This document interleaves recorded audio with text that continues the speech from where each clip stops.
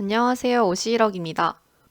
오늘은 제가 7월 중순부터 10월 초까지 2달 반 동안 얼마를 모았는지 중간 점검을 하는 시간을 가져보도록 하겠습니다. 2달 전에 저의 자산 현황과 지출 계획이 궁금하신 분들은 오시일억 1화를 참고해주세요. 위에 링크 걸어놓도록 하겠습니다. 일단 결과부터 보도록 하겠습니다. 숫자가 많아서 정신이 없지만 총계만 보자면 20년 7월 18일 기준 저의 자산 총계는 약 3,100만 원이었습니다. 그리고 20년 10월 2일 오늘 기준으로 4,400만 원을 초과해 있는 것을 볼 수가 있네요. 2달 반 정도의 기간 동안 무려 1,300만 원이 증가했습니다.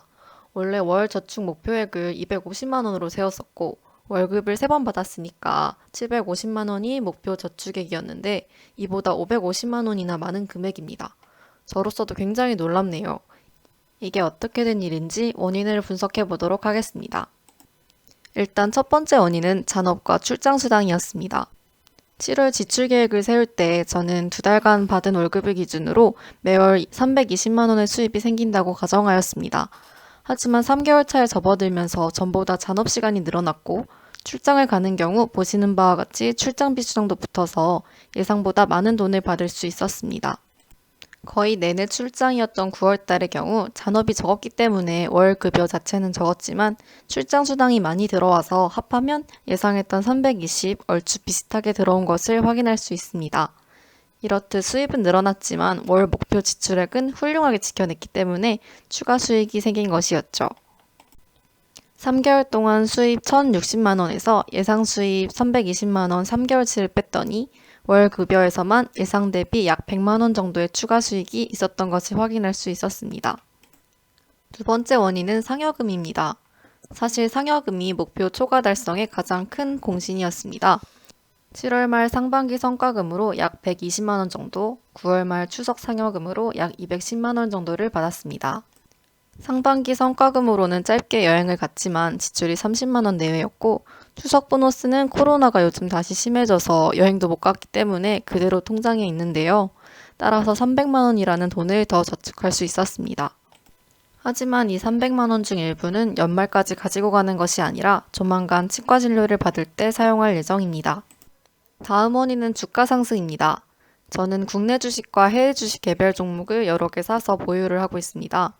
7월 대비 국내 주식의 수익률은 더 높아진 반면에 해외 주식은 부진한 것을 볼 수 있네요.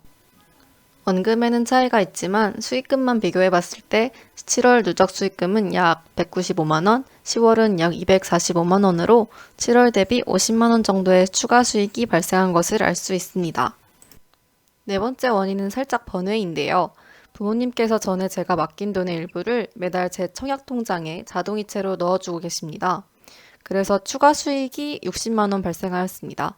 올해 남은 기간 동안 매달 10만 원씩 더 들어오고 내년부터는 제가 직접 이체할 예정입니다.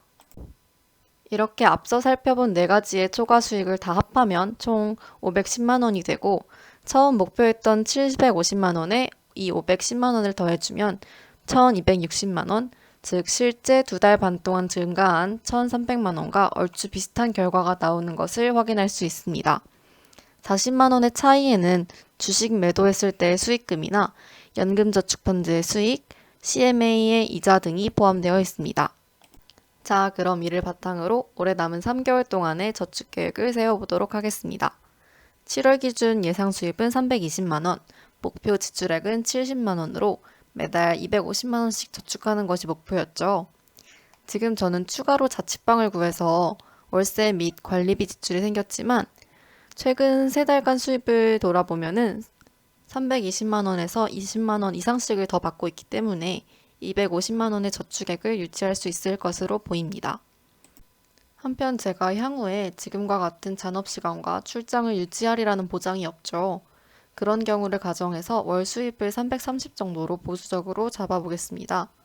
이런 경우 헬스장에 가는 대신 주변 공원을 달리거나 홈트레이닝을 한다면 월 체육관 회비 10만 원을 줄여서 역시 250만 원 저축이 가능하겠습니다.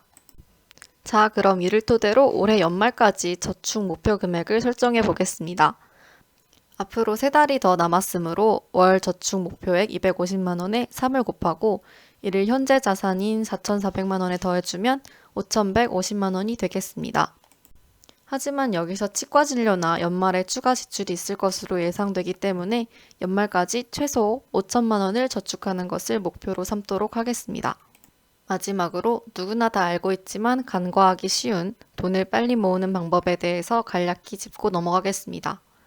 가계부를 열심히 쓰다 보면 결국 저축액은 수입에서 지출을 뺀 금액입니다. 따라서 돈을 더 빨리 모으고 싶다면 지출을 줄이거나 수입을 늘리는 방법밖에 없는데 지출을 줄이는 데에는 분명히 한계가 존재합니다. 따라서 빠르게 부자가 되고 싶다면 수입을 늘리는 방법을 찾아봐야만 합니다.